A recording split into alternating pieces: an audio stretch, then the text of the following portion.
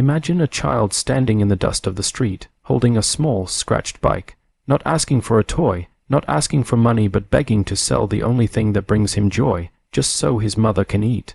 What would you do if that child looked into your eyes and said, "Sir, Mommy hasn't eaten in 2 days. Pause. Today, this is not just a story. It's a mirror reflecting who we are when compassion calls. When we hear the words, "Buy my bike, sir. Mommy hasn't eaten in 2 days."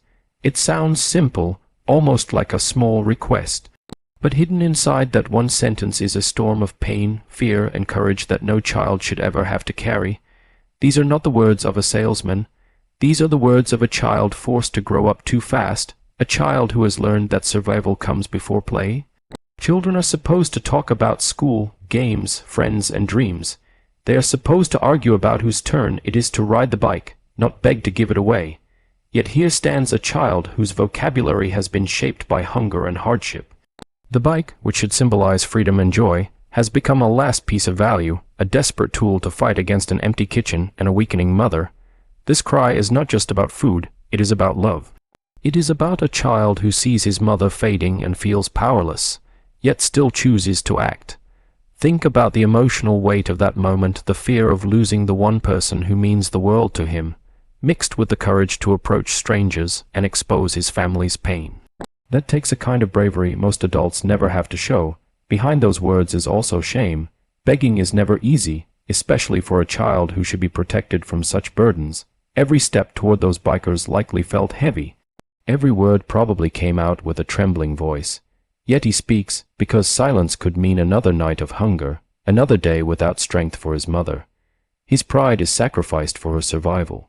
And then there is the hope hidden in the cry.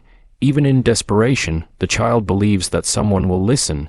He believes that among strangers there is kindness. That belief itself is powerful.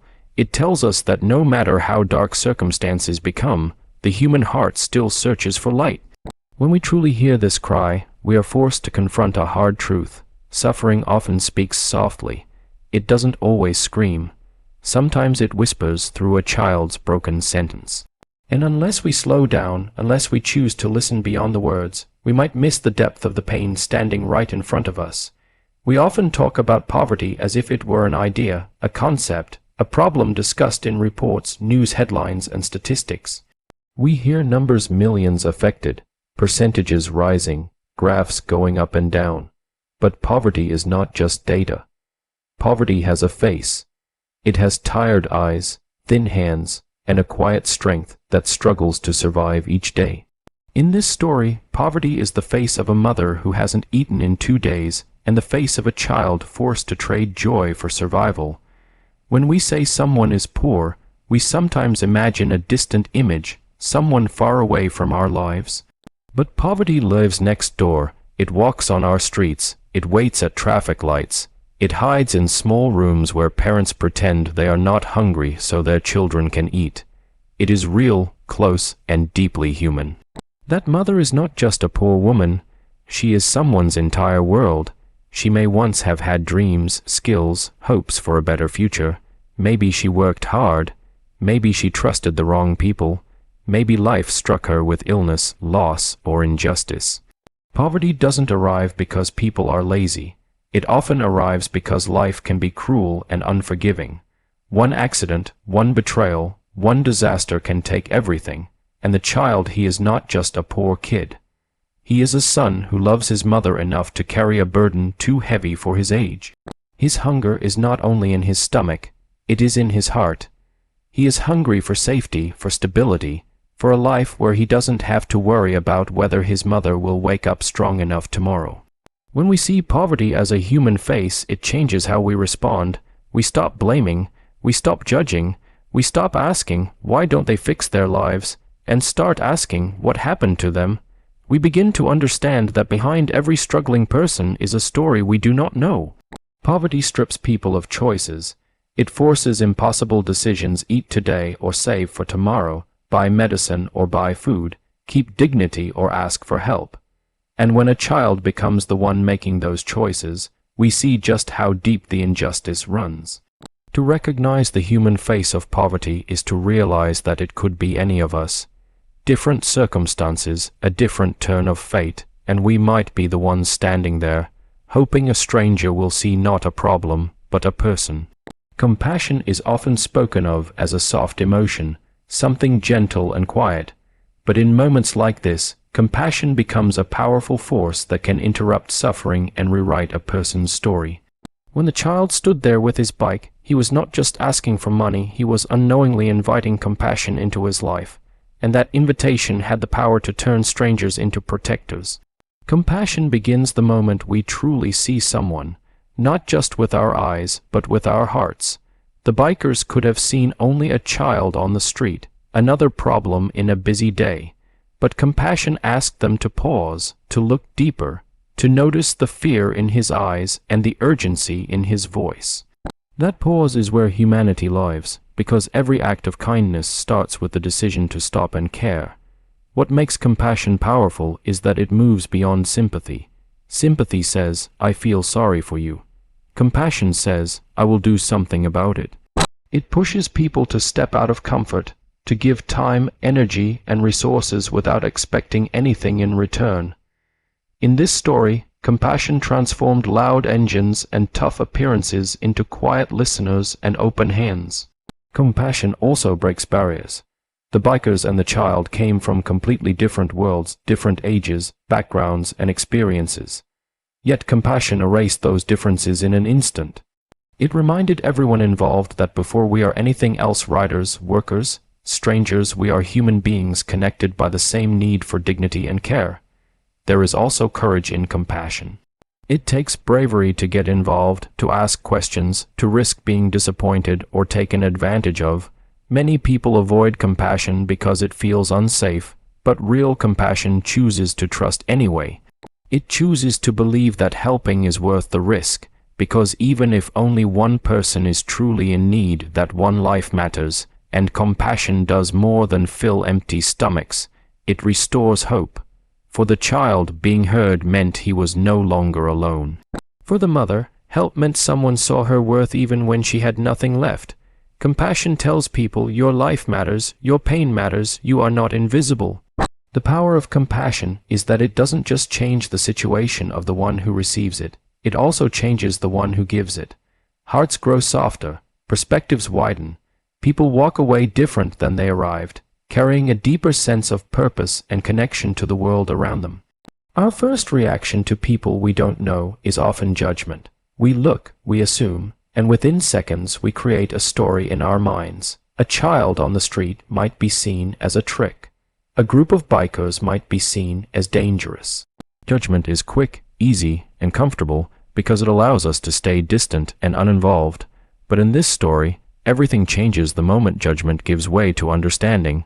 At first glance, both sides had reasons to be cautious. The bikers could have thought, this is just another attempt to get money. The child could have felt fear, seeing tough faces and loud machines. These assumptions are natural, shaped by past experiences and what society teaches us. But they are also walls that keep hearts apart. Understanding begins when someone chooses to ask instead of assume. Instead of turning away, the bikers listened. They asked about his mother. They looked beyond the bike to the story behind it. And as the child spoke, judgment slowly lost its power. Each word revealed truth, and truth has a way of breaking down even the strongest prejudice. When we move from judgment to understanding, we stop reducing people to labels.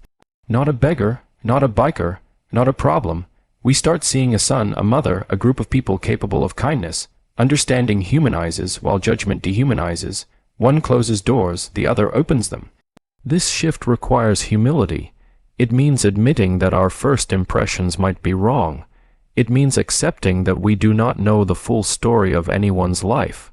Every person we meet carries battles we cannot see, losses, fears, regrets, hopes. Understanding grows when we remember that truth. There is also patience in understanding. It takes time to listen, to hear pain without interrupting, to let someone explain their reality. In a fast world, patience feels expensive. But without it, we trade real connection for shallow assumptions.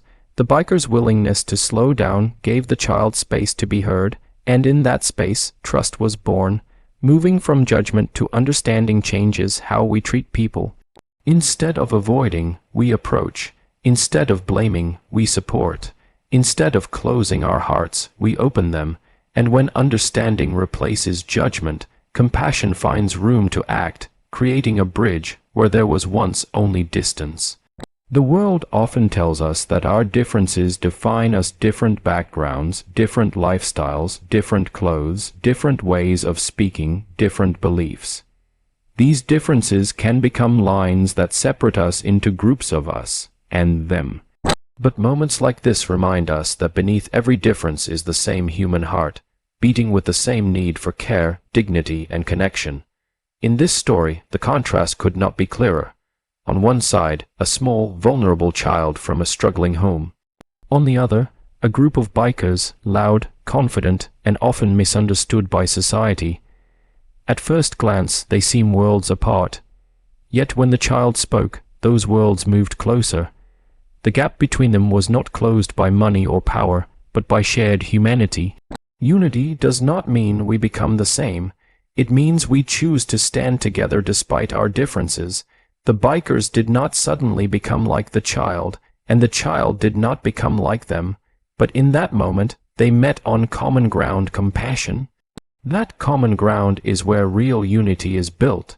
When unity forms across differences, something powerful happens. Fear fades, suspicion weakens. We begin to realize that the person in front of us is not a stereotype, not a label, not a story told by others, but a living, breathing human being. The bikers were no longer just tough riders. They became brothers, uncles, guardians in the eyes of that child. And the child was no longer just a stranger. He became someone worth protecting. This kind of unity challenges the walls society builds. It shows that kindness does not belong to one group, one culture, or one type of person. It belongs to everyone who chooses it. When people from different worlds come together for a single good purpose, it sends a message louder than any speech. Humanity is stronger than division. Unity across differences also creates hope beyond the moment. The child will remember that help came from unexpected faces. The bikers will remember that someone small and vulnerable trusted them enough to ask. Those memories change how we see the world. They remind us that connection can appear anywhere, even in places where we least expect it. In a world that often highlights what separates us, this story invites us to look for what unites us: our shared ability to care, to protect, and to stand together when someone's world is falling apart. Stories like this move our hearts, but their true purpose is not just to make us feel, it is to make us act. When we hear about a child selling his bike so his mother can eat, we are faced with a quiet but powerful question. Now that we know, what will we do? Responsibility begins the moment awareness enters our lives. Once we see suffering, we can no longer claim ignorance. It is easy to believe that problems like hunger and poverty are too big for us, that only governments, organizations, or wealthy people can make a difference. But real change often begins with ordinary people making small, intentional choices. The bikers were not world leaders. They were just individuals who decided that this child's pain mattered enough to interrupt their day. Our responsibility is not to solve everything. Our responsibility is to do something: a kind word, a meal, a listening ear, a small donation, a few minutes of time. These may seem insignificant, but to someone in crisis, they can mean survival. Action turns compassion from an idea into a lifeline. Responsibility also means staying human in a world that teaches us to look away. We pass countless faces every day, people who might be carrying invisible struggles. Most of the time, we are busy, distracted, focused on our own worries. But responsibility calls us to slow down, to notice, to ask, is there someone here who needs me to care? There is a cost to acting. It may cost time, comfort, money, or emotional energy. That is why many people hesitate. But there is also a cost to not acting, the cost of a world that grows colder, where suffering becomes normal and cries like this child's fade into background noise. Responsibility asks us to choose which cost we are willing to pay. Our responsibility to act is also about example. When one person steps forward, it gives others permission to do the same. Kindness spreads. Courage spreads. A single act can inspire a chain of goodness that reaches far beyond the original moment. Each of us will face moments when life places someone in our path who is quietly asking for help. In those moments, we become part of their story. We can be the ones who walk past, or the ones who step in. Responsibility is the voice inside us that says, "You are here for a reason. This moment matters. Do not waste it." So when you leave this place today, don't just remember a child and a bike. Remember what that moment represents. Remember that somewhere, right now, someone is quietly selling their last piece of joy just to survive another day. You may never face a crowd of bikers. You may never be asked to buy a bike. But life will give you chances to listen, to notice, to care, to act. And when that chance comes, don't ask how big your help is. Ask how real it is. Because in a world that can be harsh and unfair, be the reason someone still believes in kindness. Be the pause that hears the cry. Be the hand that lifts. Be the heart that chooses compassion. If a small child can be brave enough to ask for help to save his mother, then surely we can be brave enough to answer. Let this story not end here. Let it continue through us.